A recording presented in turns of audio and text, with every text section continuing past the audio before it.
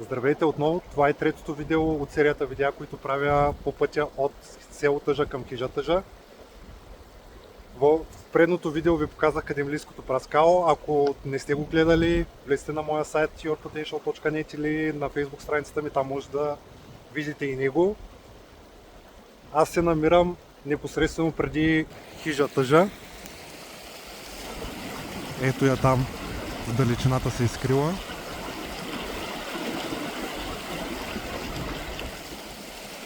Но тъй като явно зимата си оказва влияние и леко съм загубил форма, реших да спра до тук, защото съм изминал 16 км насам, остават ми още толкова додолу и лека по лека ще трябва да се връщам формата. Тъкмо ще имам причина да се върна пак.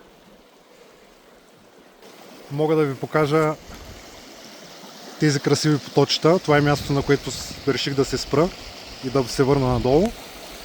Тук тези поточета се правят много красиви завойчета и танцуват по тази полянка, между тревата. Вливат се едно в друго и се продължават пътя надолу. Сега и аз на своя ред ще продължа пътя си надолу.